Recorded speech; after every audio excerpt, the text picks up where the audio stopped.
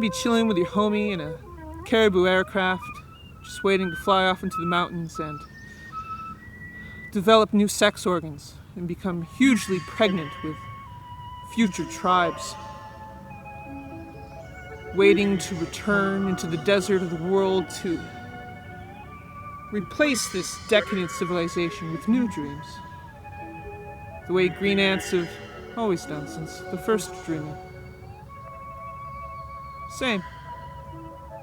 Same. Big boy season has been extended indefinitely. Shut the fuck up! I've been comfort watching Hannibal. Hannibal's whole memory palace thing is a lot less impressive once you realize that's what I've been doing for the last 10 weeks. It's called jacking off. About 2 weeks in, I stopped thinking about sushi and cathedrals. I've been purified by quarantine. I'm a simple man now, raised on internet porn. I just want to see my hypothetical stepsister pissing in a natural setting. Nothing fancy. No piercings, no tattoos. She has to look exactly like my second grade English teacher. Nothing fancy. Lighting is important. I keep thinking about the FBI guy that has to track my IP address all day. At this point, it's mostly for his benefit. I never see him, but he always sees me. He's sort of my Will Graham. Is that romantic? A little bit. Do you think that I would watch a 25-minute video of a barefoot woman stomping on snails because I enjoy sex? Get fucking real. I did it because of politics. I did it for Chelsea Manning. I did it for the children detained in detention centers on the border. I did it because they rat-fucked Bernie in Iowa. I did it for Karl fucking Marx.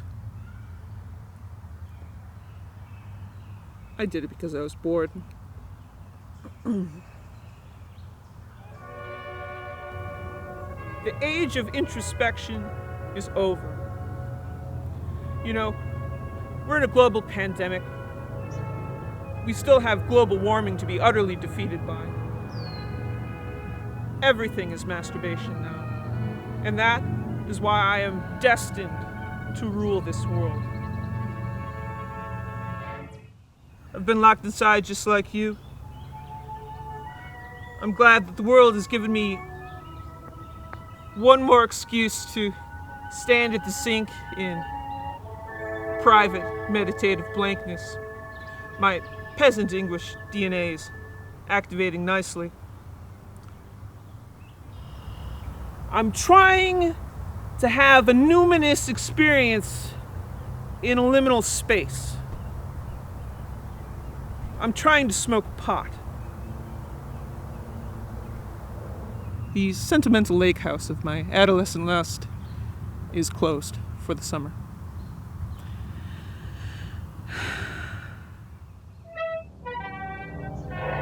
I'm thriving in the end times. Trees rise up! Trees rise up! I identify strongly with the sexual anxieties of the Peanuts characters. I keep having these fake Egyptology themes to my dreams. I think it's because I've been trying to write this joke, about the red fluid at the bottom of the black sarcophagus. That sort of red, fetid afterbirth that's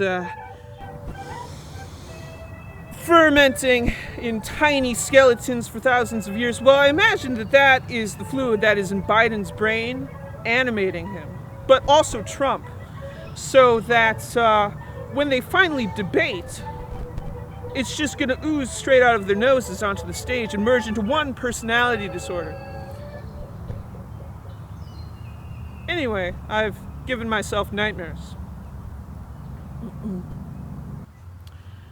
I wonder if the guys that killed Jeffrey Epstein and Anthony Bourdain knew each other.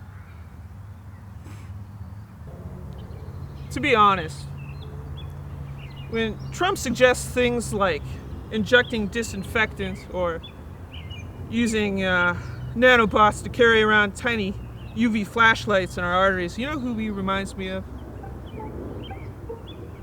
Me. That is exactly the kind of bullshit that I sit and think about all day. A special mask that pumps UV light directly down your throat? Good idea. Me personally, I always prefer to brush with peroxide toothpaste and then wear my CPAP mask to bed so that the trace amounts of bleach can scour my lungs throughout the night, turning the tissues that I need to breathe for the rest of my life into Freddy Krueger's burnt flesh. That's not all. I have plenty of genius ideas just like this. And the fact that he has absolutely no reservations about sharing these ideas during a national press conference surrounded by experts, you have to respect it. I mean, think outside the box, guys. Who's the real genius here? Has anyone tried letting Trump build a nuclear weapon? It would surely be the greatest weapon ever made. If someone could only feed him the plutonium directly, he would be the strongest, healthiest man alive.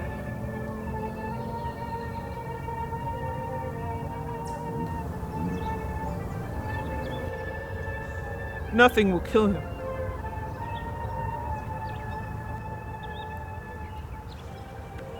I know it feels good to talk about assassinating the president, that it would be easy and you'd be a hero, and by it your short, miserable life would be punctuated by real meaning and well-earned fame.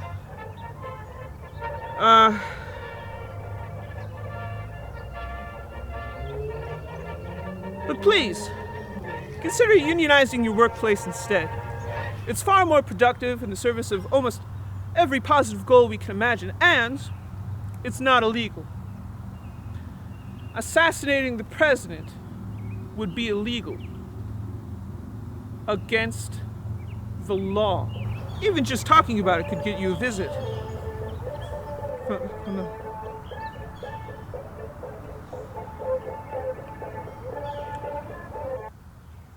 Well, I've been driving an ambulance during a plague. I'm very paranoid about everything that I touch, and just the other day, a co-worker of mine walked right up to me, threw his arm around my shoulder, and I didn't scream. I just calmly shook him off and muttered, "That's not very socially distant, is it, Pierre?" Everything that I've been trying to do lately to keep myself from getting sick reminds me of the time I was trying to figure out who gave me mono. And I remembered story time back at the old bookstore. I was reading and one of the children came up and bit me right on the arm. And his mother shouted, "No, Jurgen! You have mono!" It was probably that. It sucks being in a van for 12 hours. You're on video constantly and, well, all the public bathrooms are closed except for the ones where you're absolutely going to catch at least 20 COVIDs. Being posted up at a scary hospital, at least you can run in and take a piss. I could be eating barbecue bat on a stick and nobody gives a fuck. It's not because they're bad people, it's simply because our whole contemporary society is a giant spectacle, masking the fact that we have no plan to save ourselves other than to exterminate the poor. Exterminate the poor. I'm trying to remember, is history forgiving of things that look like genocide but are just people following the rules? I don't know. How does that look? We don't need gas chambers. We can just drown them in pneumonia, rent, and debt. I had an old man the other day. He just had a stroke, but the insurance company refused to send him a real ambulance with a stretcher, so they sent me instead with just a wheelchair car so that I could go to his home and force his family to walk him up the stairs. He just had a stroke. Me and one of his brothers went to help him up the stairs, but we weren't enough. So the brother left to get more family, and I'm sitting there holding this old man by the back of the underwear while he just coughs all over me. And I realized that maybe there would never be any justice for this man in his lifetime. Or mine, depending on why he's coughing on me. I just haven't been the same since Bernie lost. I keep thinking about centrist Democrats going back to their home districts in 2022, being like, I'm trying to balance the budget, but President Sanders is just too damn socialist. He insists that in a communist society, babies have no names. And I keep telling him, sir, you have to let the babies keep their names. It's too soon for those kind of reforms. What could have been? It's funny that exactly at the same time that my life was beginning to fall apart how everyone said it would, that the world is falling apart exactly how I said it would. Touché. I saw one set of footprints in the sand. I was preparing to body slam you, he said. If you're gonna get depression, I highly recommend signing up for the lifetime membership. But don't feel bad.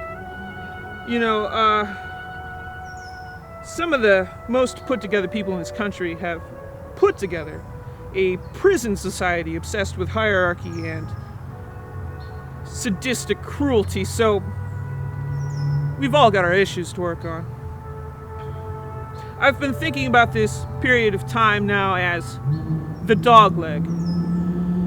You know, as in, not really a satisfying conclusion, but sort of a surreal non sequitur, a dream about the rest of the story that, you know, sort of allows the plot to float off in a checkmark shape. You know, like a dog leg. I really miss everyone. Which is funny because I've been talking to more of my old friends than I have in years and years and years.